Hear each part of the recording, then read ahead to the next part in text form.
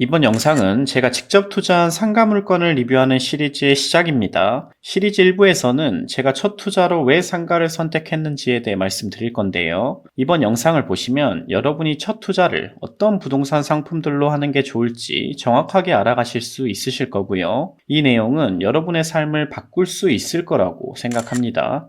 여러분은 상가하면 뭐가 떠오르시나요? 월세 받는 건물주가 떠오르실 텐데요. 은퇴 후 월급을 대신해서 월세를 받을 수 있다면 이보다 더 좋을 수 없겠죠? 연예인 중에서 대표적으로 서장훈 씨가 건물주로 유명한데요. 서장훈 씨는 농구선수 시절 근로소득으로도 많은 돈을 벌었지만 부동산 투자를 통해 근로소득의 수십 배에 달하는 돈을 벌었는데요. 부동산 투자를 통해 벌어들인 소득이 근로소득에 비해 압도적으로 높다는 말씀입니다. 그렇다 보니 이제 투자는 선택이 아닌 필수가 되었는데요. 이번 영상을 보시면 제가 여러 부동산 상품 중에 왜 상가를 첫 투자로 선택했는지와 여러분 스스로에게 어떤 부동산 상품들이 더 적합한지에 대한 판단을 하실 수 있으실 거예요.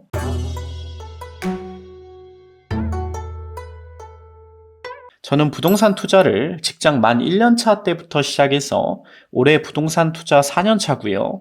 3년 동안 전국 아파트 16채 단타 투자와 90평 상가 한 채를 투자했습니다. 현재는 퇴사 후 부동산 전업 투자자로서 살아가고 있는데요. 저도 처음 재테크 공부를 시작할 때 어떤 상품들로 투자하는 게 좋을지 참으로 고민이 많았습니다. 누군가 저에게 너에게 맞는 투자 방법은 이거야 라고 설명해주는 멘토가 있었으면 참 좋겠다라는 생각을 많이 했었는데요. 멘토가 있었다면 지금보다 더 나은 투자 성과를 거둘 수 있었겠죠. 저는 투자를 고민할 때 크게 주식과 부동산을 놓고 고민했었는데요. 저의 재테크 방향성은 안정적이면서 빠르게 경제적 자유를 이루고 싶었습니다. 먼저 주식을 공부했었는데요. 주식을 공부하면서 느낀 점은 공부를 아무리 한들 정답을 찾기 어렵다고 판단했습니다. 반면에 부동산의 경우 정답을 찾을 수 있을 것 같지만 내가 수중에 돈이 없는데 투자하려면 너무 멀지 않았을까 하는 걱정이 있었는데요. 하지만 부동산에는 경매라는 제도가 있어서 레버리지, 즉 대출을 사용하여 투자한다면 적은 돈으로도 투자가 가능하겠다라는 생각을 하게 되었습니다. 또한 경매는 투자할 때부터 저렴하게 사서 원래 가격에 팔 수 있다는 걸 알게 되니 투자 리스크 또한 현저하게 낮아지겠다고 판단했는데요. 즉 돈이 없어도 가능하고 애초에 싸게 사기 때문에 안전한 투자 방법인 부동산 경매를 최종 재테크 수단으로 결정했습니다. 하지만 부동산도 종류가 정말 다양해서 어떤 걸 먼저 공부하고 투자해야 할지 고민이 많았는데요.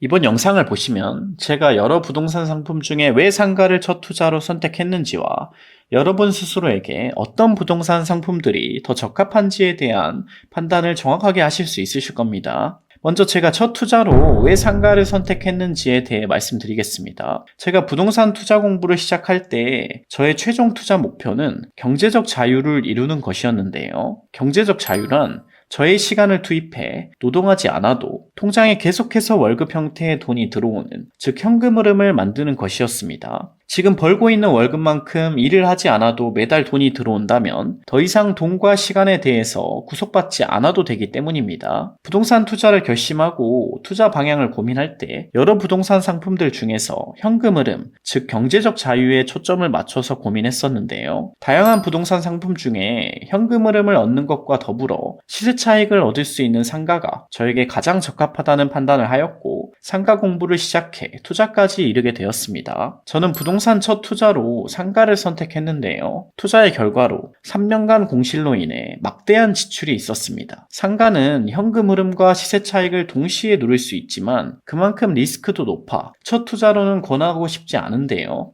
제가 추천드리는 첫 투자는 주거용 투자입니다. 평범한 우리들은 현금이 많이 없죠. 즉, 한 번 투자해서 실패하면 다시 일어서기까지 무척이나 시간이 오래 걸리기 때문인데요. 애초에 근로소득으로 생활비를 제외하고 돈을 모으는 것 자체가 쉽지 않은 일입니다. 그렇기에 첫 투자가 굉장히 중요한데요. 첫 투자가 원활하게 풀려야 다음 투자를 이어갈 수 있으며 또한 주거용 투자는 부동산 투자 중에서 가장 쉽기 때문입니다. 첫 투자를 주거용 투자로 한다고 하면 두 가지 길로 나뉘게 되는데요. 여러분이 안정적인 투자 성향이냐, 적극적인 투자 성향이냐에 따라서 갈리게 됩니다. 본인이 안정적인 투자 성향이라면 아파트 사이클을 이용한 장기 투자를 추천드리고 싶은데요. 아파트 사이클은 상승장, 폭등장, 폭락장, 하락장, 그리고 다시 상승장이 반복되며 이를 이용해서 자산을 불려가는 투자 방법입니다. 부동산 하락장의 끝에 실거주 겸 투자 후 추후에 부동산 폭등장에 팔아 시세 차익을 얻고 다음 하락장의 끝에 다시 투자하는 방법이 되겠습니다. 다만 이 방법은 아파트를 사려면 적어도 아파트 가격의 30%를 현금으로 보유하고 있어야 합니다. 뿐만 아니라 70%의 대출 이자와 원금을 갚아갈 상환 능력도 필요한데요.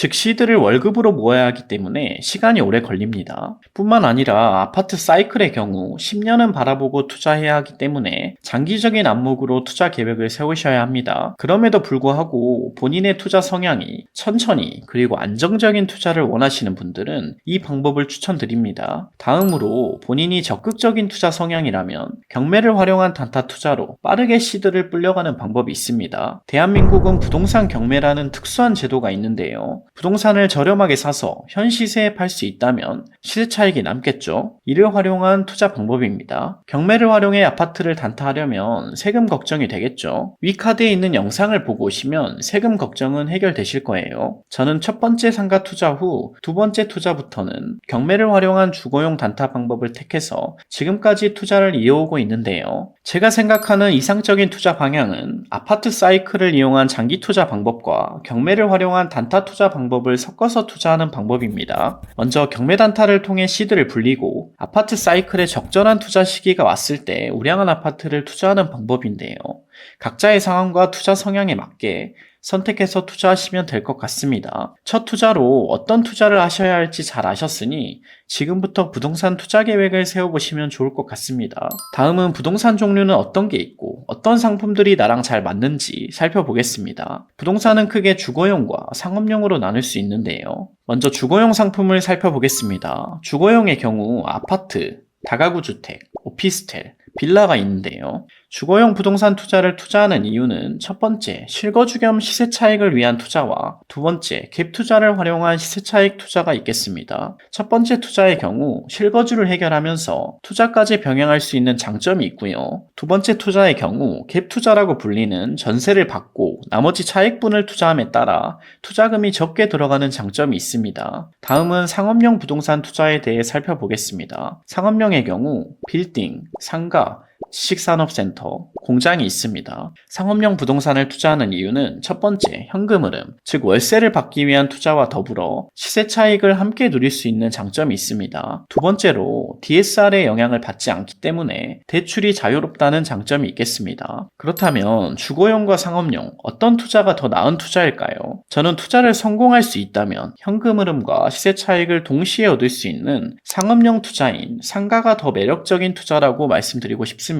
단 상가 투자의 경우 주거용 투자보다는 상대적으로 변수가 더 많고 리스크 또한 더 크다고 말씀드리고 싶은데요. 쉽게 말해 초보자가 접근하기는 까다롭다는 말씀입니다. 이에 비해서 주거용의 경우 상업용에 비해 빠르게 처분이 가능하며 탈출구가 더 많습니다. 예를 들어 단타를 생각하고 투자하였다고 하더라도 월세와 전세를 놓는 방법이 있겠고요. 매매가를 좀 더 낮춰서 파는 것도 방법입니다. 상업용의 경우 투자 후 임차가 맞춰지지 않는다면 방법이 없습니다. 상가는 수익률을 보고 월세를 받기 위해 투자하기 때문인데요. 즉 임차가 맞춰지지 않은 상가는 매매가가 산정이 안 되기 때문에 매도를 할 수가 없습니다. 결국 임차가 맞춰질 때까지 어떻게든 기다려야 됩니다. 단 임차 조건을 낮출 수는 있겠죠. 상가 투자 시 또 하나 주의할 점은 관리비가 아파트보다 더 비싸다는 점입니다. 임차가 맞춰지지 않으면 대출이자와 관리비를 같이 납부해야 되니 부담이 상당하겠죠.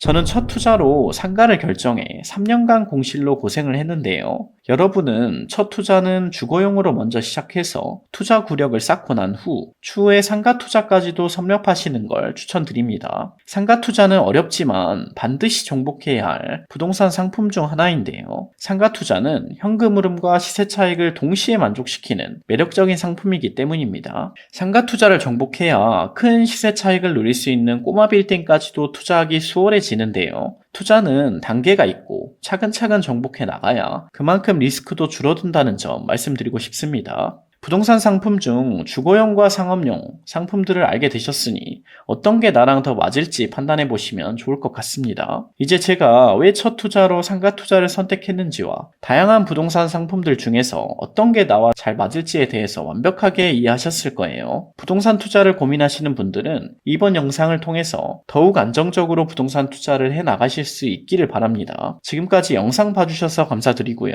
다음 편에는 제가 투자한 상가 물건 리뷰 시리즈 2부로서 부동산 반값에 사는 법에 대해 준비할 테니 구독과 좋아요, 알림 설정 부탁드리겠습니다. 지금까지 김선미 부동산이었습니다. 감사합니다.